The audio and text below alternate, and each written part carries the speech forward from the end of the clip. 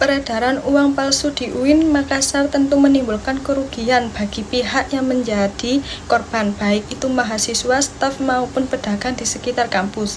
Dalam situasi ini, pemberian kompensasi sangat penting untuk memastikan bahwa pihak yang dirugikan mendapatkan kembali nilai yang hilang akibat transaksi dengan uang palsu.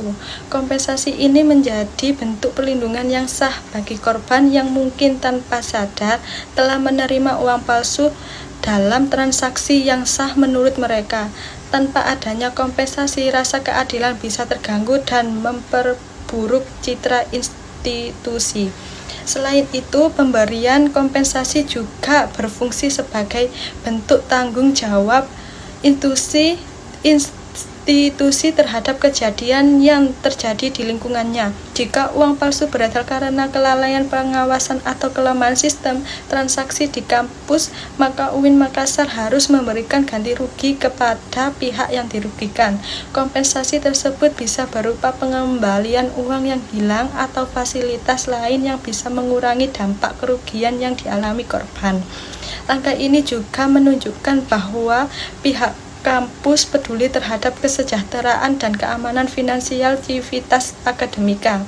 Namun, kompensasi bukanlah solusi tunggal. UIN Makassar perlu mengambil langkah-langkah preventif agar kejadian serupa tidak terulang di masa depan. Ini bisa mencakup peningkatan sistem pengawasan transaksi, pelatihan mengenai cara mendeteksi uang palsu, serta kerjasama dengan pihak berwenang untuk memastikan bahwa peredaran uang palsu bisa diminimalisir. Dengan langkah-langkah tersebut, kampus tidak hanya memberikan kompensasi, tetapi juga menunjukkan komitmen untuk mencegah kerugian serupa di kemudian hari. Jadi itulah beberapa penjelasan, dan berikut ini ada beberapa berita tentang pemalsuan yang sedang terjadi di salah satu universitas ternama di Sulawesi. Polisi menetapkan tersangka baru bernama Anar Salahuddin Sampetodi dalam kasus uang palsu di UIN Alauddin Makassar, Sulawesi Selatan. Staf Universitas Islam Negeri UIN Makassar berinisial M dikabarkan meninggal dunia karena shock disebut terkait dengan kasus uang palsu terus bergulir.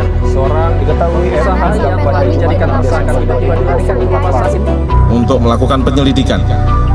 Nah, ini tempatnya yaitu di Jalan Pelita Lambengi, Kelurahan Bontoala, Kecamatan Palangga, Kabupaten Goa.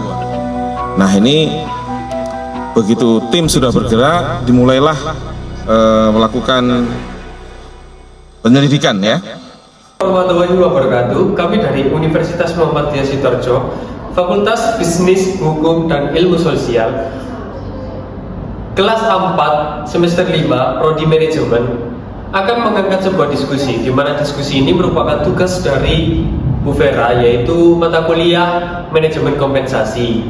Sebelum itu, perkenalkan dulu, nama saya Praja Dimas Pambudi, NIM 222-200238, dan teman saya Meriska Rosana Yanuar Masih, NIM 131.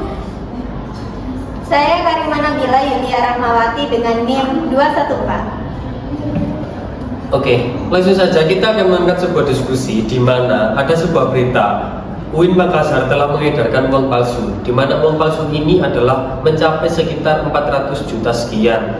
Akan tetapi yang menjadi dilema sekarang adalah masyarakat yang menjadi korban ingin mendapatkan sebuah imbalan, ingin mendapatkan sebuah kompensasi dari sebuah negara. Nah, pertanyaannya untuk kalian berdua, menurut kalian sendiri, apakah para korban dari UIN Makassar, para korban uang palsu, berhak mendapatkan sebuah kompensasi dari negara? Kalau saya pribadi, saya kurang setuju. Kalau saya sendiri, saya setuju. Kalau saya sendiri setuju. Boleh sebutkan alasannya kenapa setuju? Kenapa? Karena itu adalah bukan sepenuhnya salah dari masyarakat. Karena kalau masnya sendiri kenapa tidak setuju untuk negara ini ngasih kompensasi terhadap masyarakat yang terkena uang palsu tersebut? Mungkin masyarakat itu kan bisa mengecek terlebih dahulu, begitu. Tapi ini juga adalah salah satu kelalaian daripada tugas aparat negara. Oke. Kalau dari banyak kenapa setuju? Ya karena Apakah karena sebuah negara memang harus bertanggung jawab? Apakah ini merupakan tanggung jawab negara? ya negara harus bertanggung jawab. Contohnya contohnya memberikan kompensasi terhadap korban. Ya. Kalau saya sendiri kurang setuju. Kenapa? Karena begini. Ini sebuah kejahatan individu, sebuah kejahatan kelompok, di mana kejahatan ini bertempat di perpustakaan UIN Makassar dan beroperasinya itu malam, selalu malam. Saya kurang mendapatkan data konkret kapan jamnya untuk melakukan aksi kejahatan ini. Akan tetapi balik lagi, ini kejahatan individu. Jadi menurut saya para korban sendiri juga harus mewaspadai. Kenapa mereka harus serta-merta menerima uang palsu? Seharusnya uang palsu itu bisa dideteksi mulai dari warna, tekstur kulit dari uang tersebut, dan juga keaslian, entah itu dari corak atau apa, dan juga bentuk atau ukuran dari uang tersebut. Itu juga bisa jadi. Nah, sekarang kenapa kok saya kontra dengan kompensasi yang diberikan negara? Kenapa? Karena ini adalah tanggung jawab dari para korban sendiri. Para korban harusnya mengerti akan adanya uang yang berbentuk berbeda. Ya, seperti kita ketahui sekarang memang banyak uang yang kayak ketelisut, apa sih? Bukan ketelisut, lebih ke lecet atau apa. Tapi harusnya para korban ini dari awal harus sudah menyadari, harus punya tanggap aksi tentang peredaran uang ini. Jadi menurut saya negara tidak harus memberikan kompensasi, apalagi kalau korban hanya mengalami kerugian 100.000. Maaf izin masuk. Tapi tadi itu Mas Praja sendiri bilang, kenapa itu bisa dikatakan kelalaian dari perorangan kan? Kenapa tidak dicek entah itu warna, entah itu bentuk ukurannya? Kalau dibilang perorangan, itu yang namanya manusia itu tidak ada yang sempurna ya. Barangkali yang menerima uang palsu tersebut memiliki keterbatasan, entah itu buta warna atau memang sudah lansia, kan bisa jadi. Jadi itu bukan sepenuhnya salah negara untuk memberikan sebuah kompensasi terhadap korban yang tertimpa tertimpa uang yang palsu tersebut. Jadi menurut saya negara itu wajib memberikan sebuah kompensasi terhadap korban yang menerima uang tersebut. Entah itu mereka hanya menerima 1 atau 2 lembar sekaligus. Oke, kalau menurut Banyak, apakah negara itu memang harus mewajibkan untuk memberikan kepada para korban, atau Mbaknya sendiri mungkin tertarik dengan opini saya yang kurang setuju? Tapi masalahnya ini pelakunya Mohon maaf, suaranya kurang keras. Tapi ini masalahnya pelakunya di penjara berapa tahun? Untuk pelaku sendiri yang saya dapatkan itu terancam 10 tahun penjara, Mbak. Jadi mungkin ini sudah sesuai prosedur dari hukum, dari undang-undang, itu terancam sekitar 10 tahun penjara. Total pelakunya sekitar 11-an lah kurang lebih, dan itu juga merupakan pelaku yang menjabat sebagai dosen, sebagai penunggu perpustakaan juga. Tapi kok cuma sedikit ya Mas? Yang kemarin kan ada kasus yang korupsi 360 triliun, tapi cuma di penjara 6,5 tahun. Gimana itu Mas? Kalau menurut saya pribadi tentang korupsi pelaku Harvey Muiz, mohon maaf, itu sudah sesuai prosedur dari hukum sendiri. Para hakim itu juga mempertimbangkan tentang keluarga dari Harvey Muiz, apa tentang istri Sandra Dewi yang masih kurang sosok suami atau lain sebagainya. Kita kan nggak tahu. Kita sekarang sedang membahas tentang kompensasi uang palsu.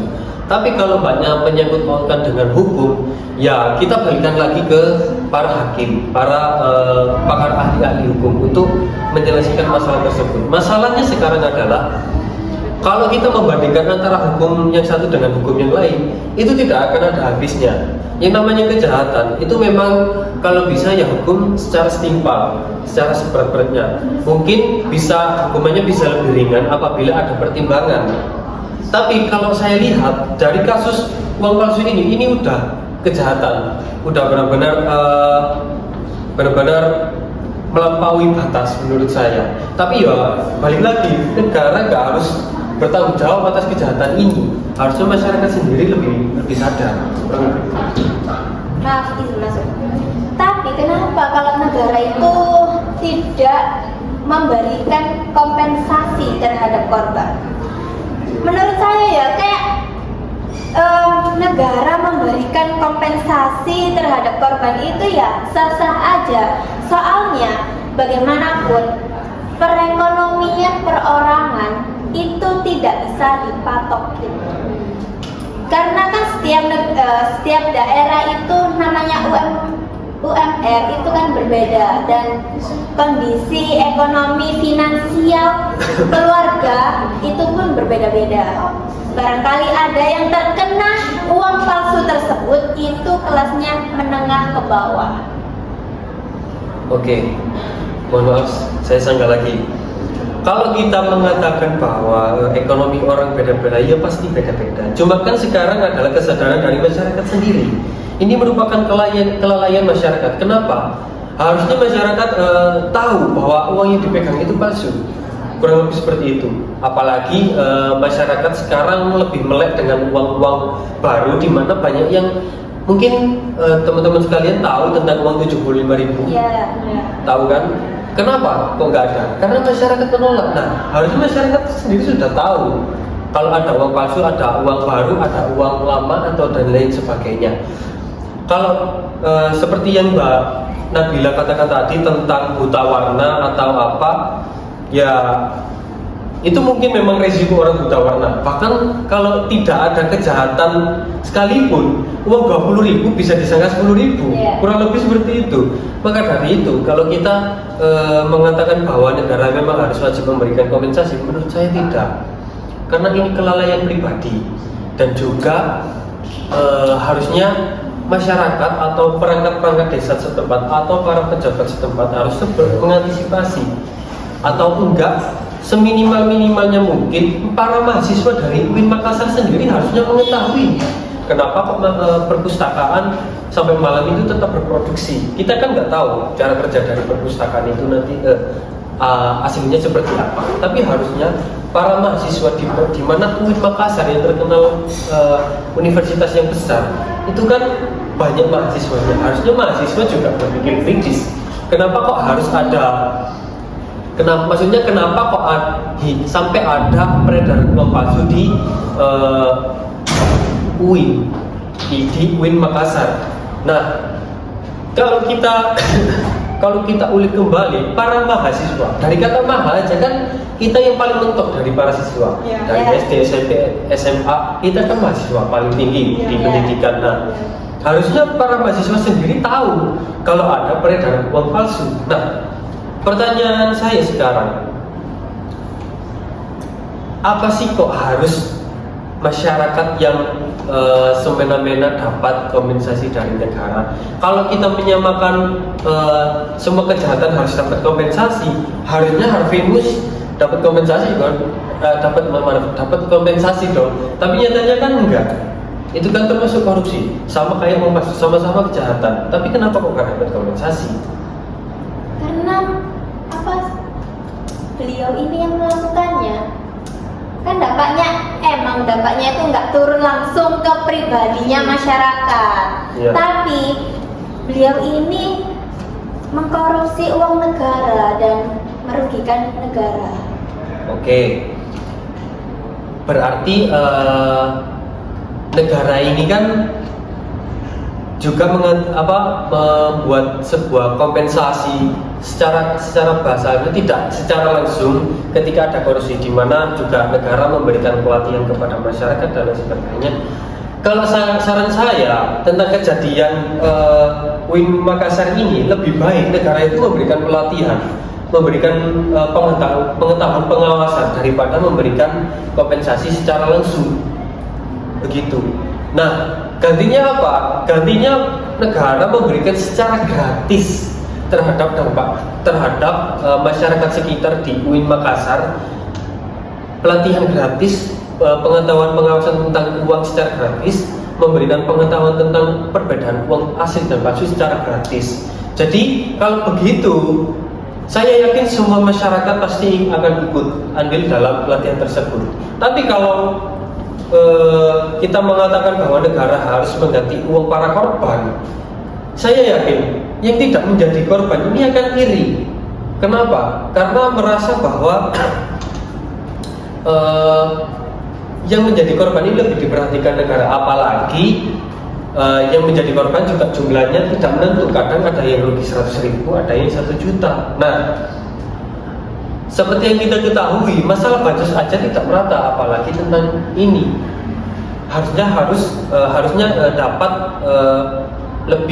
lebih sulit, karena ini tentang pemalsuan uang, dan juga bisa jadi nanti banyak para pelaku baru lagi yang tiba-tiba menjadi korban, yang merasa jadi korban dan menganggap bahwa dirinya layak mendapatkan kompensasi. Jadi menurut saya ini intinya bahwa kalau negara memberikan kompensasi terhadap UIN Makassar, terhadap masyarakat sekitar yang terdampak menjadi korban, akan memunculkan pelaku-pelaku baru, kurang lebih seperti itu.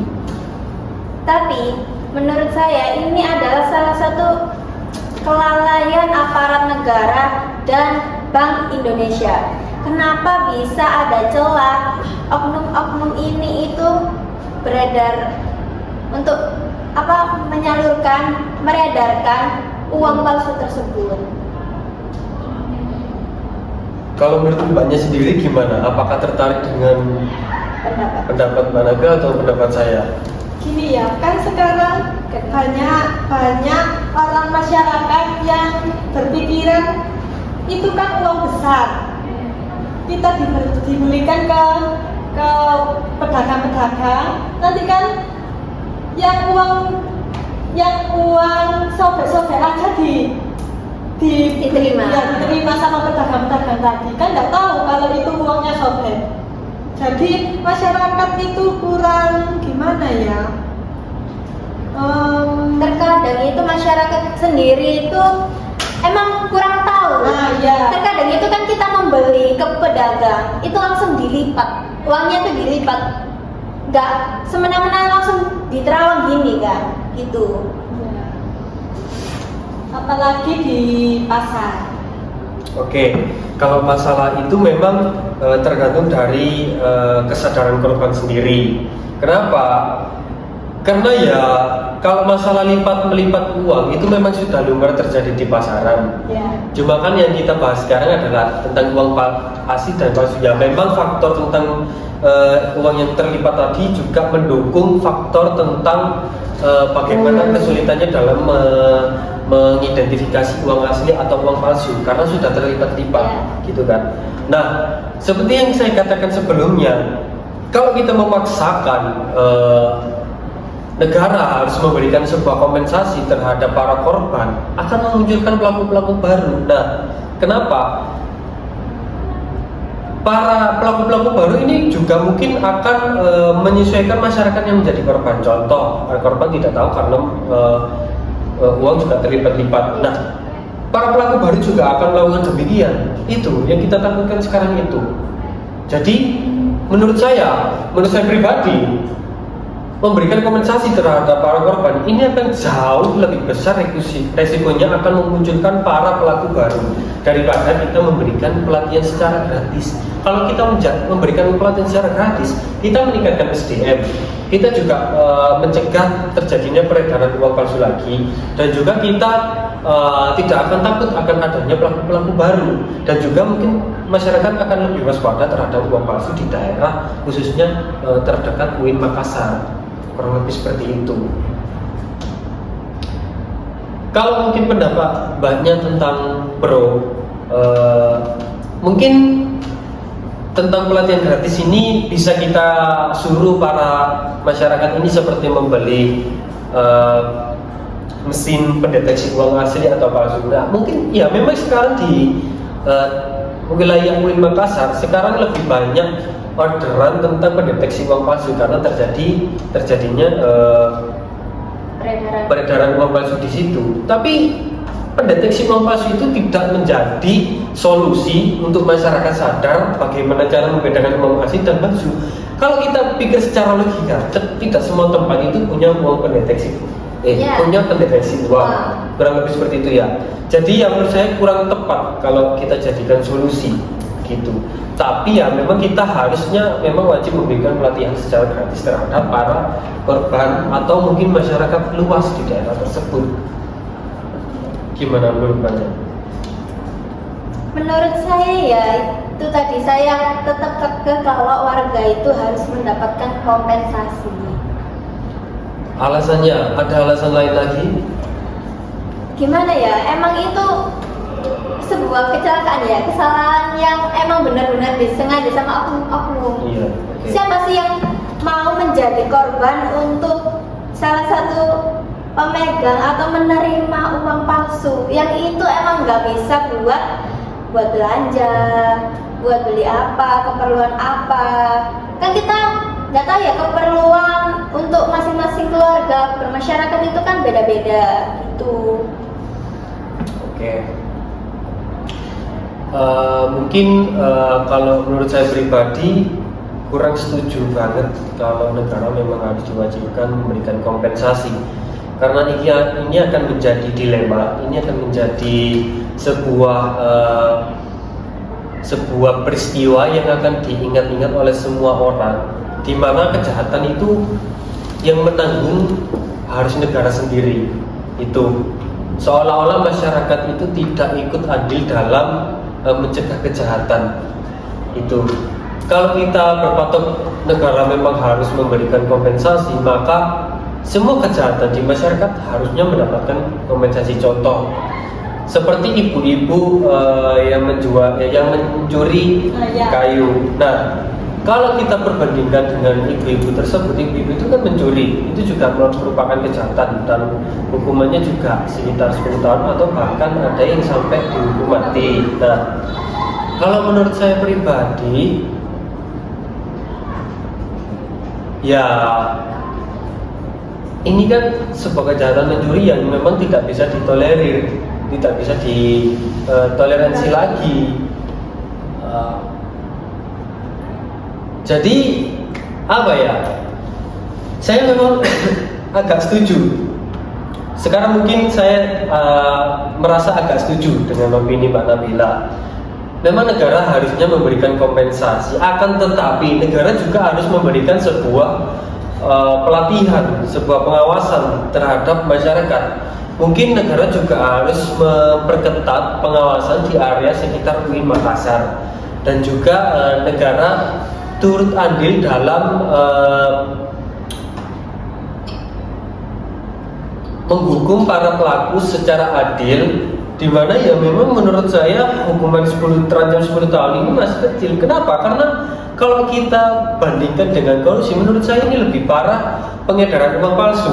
Kenapa? Karena ini dampaknya secara orangnya langsung. Contoh, Mbak Melisa terdampak uang palsu sekitar 1 juta. Mbaknya habis dapat uang sekitar 1 juta, entah itu habis jual barang atau apa. Nah, dapat uang 1 juta tapi uang palsu. Nah, itu kan dampaknya secara langsung. Tapi kalau korupsi enggak, itu kan negara yang menanggung. Jadi dampaknya memang secara keseluruhan, tapi tidak secara signifikan terhadap pribadi masing-masing. Jadi kurang lebih seperti itu. Kalau kita mengingat Harvey Muiz, ya memang itu lain pembahasan. Kita sekarang tetap fokus terhadap kompensasi. Jadi pada intinya sekarang, menurut saya pribadi, memang negara harus memberikan sebuah kompensasi, harus memberikan sebuah imbalan terhadap para korban, karena mengingat para korban sendiri juga merasa dirugikan dengan adanya peristiwa seperti ini. Ini kan namanya juga kejahatan, tidak ada yang tahu.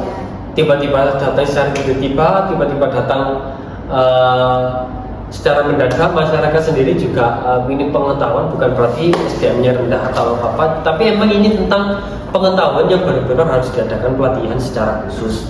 Nah, pada intinya negara memang harus memberikan sebuah kompensasi teman-teman, dan juga negara juga harus memberikan sebuah pelatihan, sebuah pengawasan terhadap para korban, khususnya terlebih umum terhadap para masyarakat di sekitar yang terdampak pengedaran uang palsu. Mungkin itu saja kurang lebihnya. Kami dari kelas 4 Prodi Manajemen Universitas Muhammadiyah Sidoarjo sudah melaksanakan diskusi, di mana diskusi ini merupakan sebuah tugas akhir dari Bu Vera selaku pengampu mata kuliah manajemen kompensasi. Saya Praja Dimas Pambudi mewakili teman-teman saya semua pamit undur diri. Wassalamualaikum warahmatullahi wabarakatuh. Kasus peredaran uang palsu yang melibatkan staf dan karyawan UIN Makassar menyoroti pentingnya sistem kompensasi yang adil dan memadai dalam menjaga integritas dan etika kerja.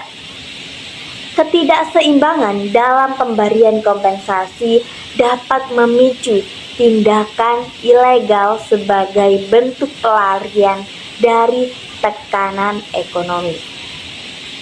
Ketika kebutuhan dasar karyawan tidak terpenuhi atau merasa tidak dihargai secara layak, mereka mungkin tergoda untuk melakukan tindakan yang bertentangan dengan hukum demi memenuhi kebutuhan hidup.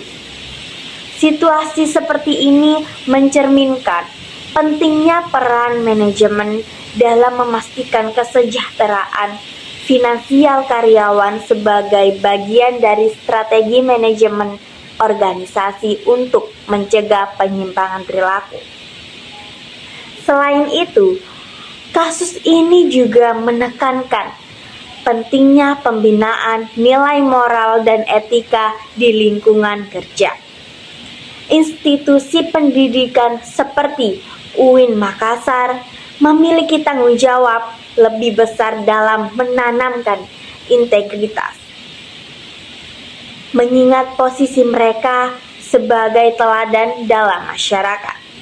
Sistem kompensasi yang adil harus dilengkapi dengan program pelatihan etika kerja untuk mencegah tindakan serupa di masa mendatang.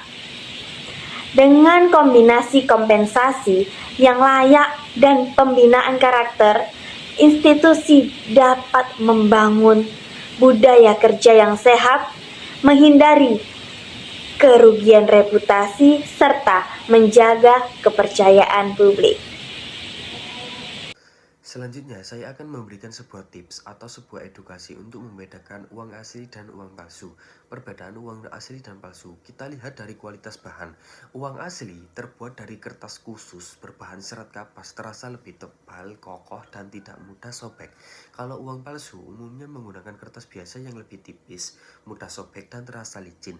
Kemudian dari tekstur permukaan.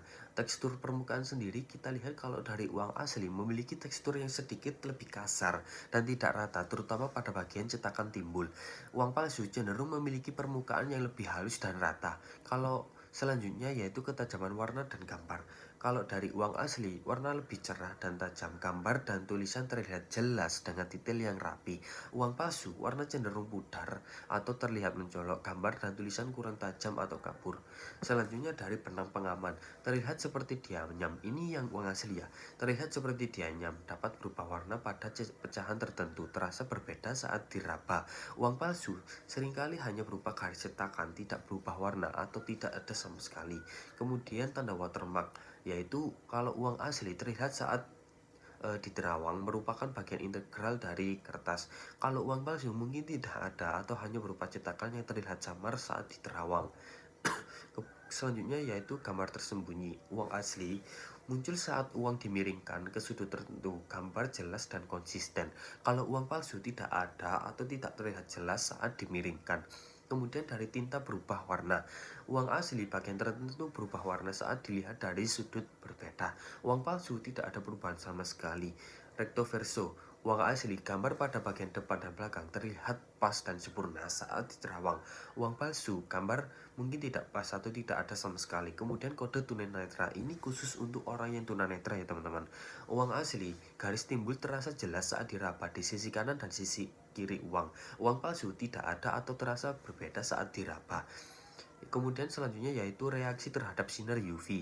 Uang asli bagian tertentu akan berpencar di bawah sinar UV. Kalau uang palsu itu tidak berpencar teman-teman. Jadi kurang lebih seperti itu edukasi tentang perbedaan uang asli dan uang palsu.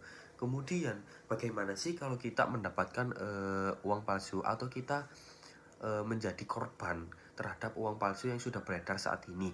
Yang pertama, langkah awal, jangan gunakan atau edarkan uang yang dicurigai palsu. Dan juga simpan uang tersebut secara terpisah dan hindari merusaknya karena bisa menjadi barang bukti. Catat informasi penting seperti waktu, tempat, dan situasi saat Anda menerima uang palsu tersebut. Langkah yang kedua yaitu pelaporan ke bank. Bawa uang yang dicurigai ke bank terdekat, baik bank umum maupun Bank Indonesia. Jelaskan situasi kepada petugas bank dan minta untuk dilakukan pemeriksaan terhadap uang tersebut. Dan juga bank akan melakukan verifikasi awal dan jika dicurigai palsu, akan mengirimkannya ke Bank Indonesia untuk pemeriksaan lebih lanjut. Kemudian kalau kalian merasa ragu, kalian bisa melaporkan ini langsung ke Bank Indonesia, di mana bisa membawa uang yang dicurigai ke kantor Bank Indonesia terdekat, isi formulir dan juga serahkan uang yang dicurigai. Kemudian yaitu ada proses pemeriksaan, di mana Bank Indonesia akan melakukan proses pemeriksaan secara menyeluruh terhadap uang yang dilaporkan. Proses pemeriksaan biasanya memakan waktu beberapa hari kerja. Anda akan diberikan tanda terima sebagai bukti pelaporan. Kemudian ada hasil pemeriksaan. Jika terbukti asli, uang akan dikembalikan kepada Anda. Jika terbukti palsu, uang akan ditahan oleh pihak Bank Indonesia dan Anda akan diberikan surat keterangan. Atau Anda bisa juga melaporkan kepada polisi dan juga bisa langsung ke pihak-pihak yang berwajib. Nah, kurang lebih seperti itu. Semoga edukasi yang saya berikan dan juga tata cara melapor apabila mendapatkan uang palsu bermanfaat bagi kita semua dan semoga kita dijauhkan dari kejahatan uang palsu ini. Saya Prajadi Mas Pambudi mewakili teman-teman pamit undur diri. Wassalamualaikum warahmatullahi wabarakatuh.